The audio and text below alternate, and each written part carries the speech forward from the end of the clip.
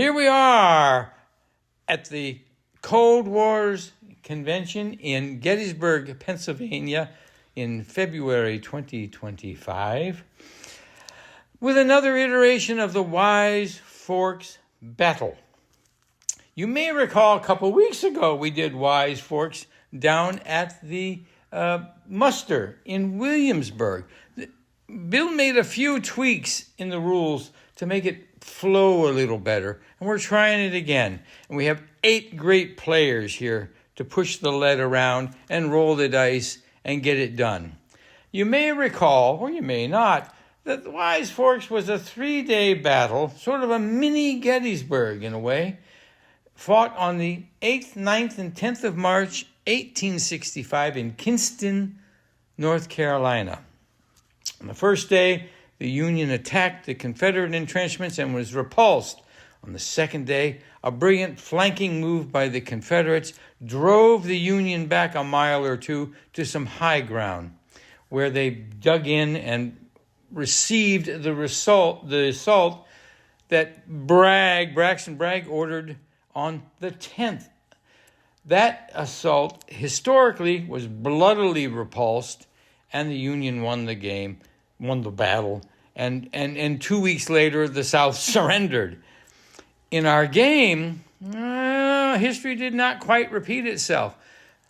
The Confederates were very aggressive. They went storming across the table, and at first it looked bad because they failed a lot of morale checks and kept falling back, but they surged back, only to be repulsed again. But over time, mostly under the leadership of that man there, Dave, who commanded the North Carolina Reserves, a bunch of all green units of old men and boys, kept coming back, kept surging and attacking the Union left. They eventually broke the Union left, drove it off the table.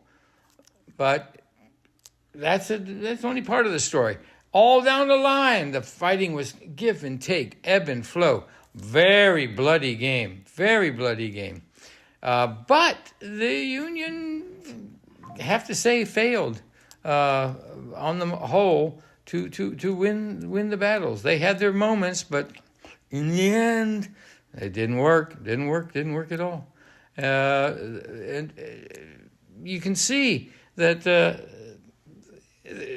how mixed up it is. It's charge, countercharge, shoot, countershoot, just a real Donnybrook.